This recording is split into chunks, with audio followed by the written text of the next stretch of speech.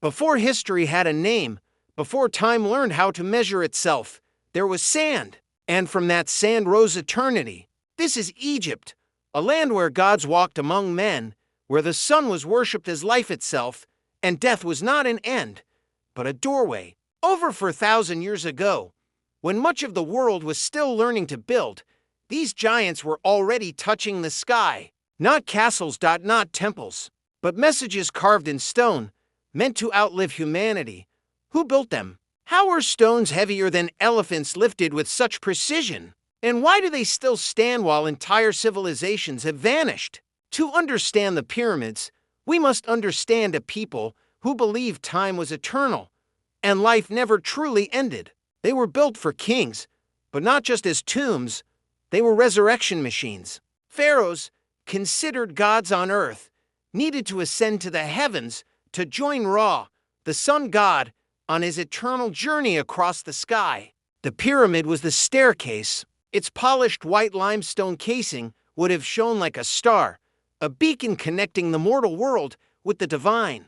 For a pharaoh like Khufu, the Great Pyramid wasn't a monument to his ego. It was a meticulously engineered vessel for his soul, his ka, ensuring his rebirth among the gods. The feat of their construction defies imagination, not by aliens, but by the sheer force of human ingenuity and will. An army of skilled laborers, not slaves, worked for decades. They quarried 2.5 million blocks of stone, some weighing up to 80 tons, from hundreds of miles away. They used the annual flooding of the Nile, a gift from the gods, to transport these behemoths to the Giza Plateau. With copper chisels and brute strength, they achieved a level of precision modern engineers would envy, fitting the stones so perfectly that not even a razor blade can slide between them. And within these stone mountains, a complex map of the afterlife. Narrow shafts, once thought to be for ventilation, point directly to specific constellations, guiding the pharaoh's spirit home. The walls were not meant to be seen by the living, but to be read by the dead, filled with spells from the Book of the Dead to navigate the treacherous underworld.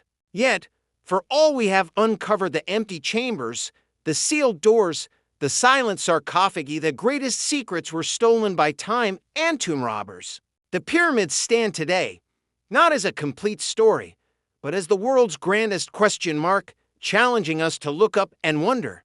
The pyramids were not built by slaves, but by skilled workers, farmers, craftsmen, engineers, and dreamers. Men who believed their labor was sacred. Women who prepared food, tools, and prayers.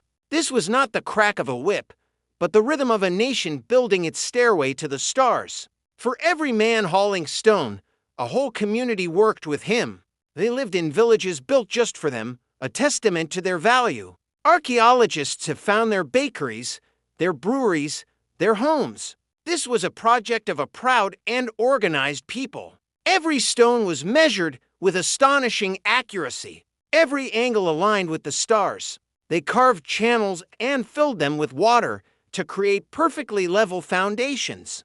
They built colossal ramps of earth and timber, inching blocks weighing tons towards the heavens. This was a symphony of simple tools and brilliant minds, a generation pouring its entire knowledge into a single point on the horizon. The pyramids were stairways to the heavens, guiding the pharaoh's soul to the afterlife. To rule Egypt was not enough. A pharaoh was destined to become divine. Inside these monuments, silence rules. No writings, no instructions. The walls are bare, the passages empty, the chambers sealed in darkness. It's as if the builders believed those who were meant to understand already would. They did not leave a manual for us, but for the soul of their king. It was a map for a journey we cannot see, a final, silent testament to a belief so powerful it could move mountains and touch eternity. For centuries, explorers searched for gold. What they found instead were mysteries. Today, the search continues, not with torches and shovels, but with technology that can see through stone. Modern science is peeling back the layers of the pyramids without touching a single block. We use cosmic rays, born from distant supernovas, to map their interiors.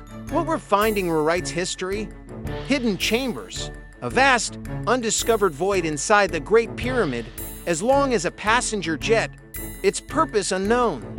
We see perfect geometry and engineering so advanced it still challenges modern science. Were the pyramids simply tombs? Or were they also power plants, astronomical observatories, or something far greater? Their star shafts align with constellations, not as they are now, but as they were 1,500 years ago.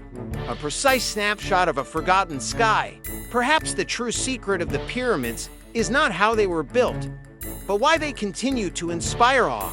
They remind us of a time when humans built not for speed, not for wealth, but for eternity. Civilizations fall, empires fade, but meaning, carved in stone, can live forever.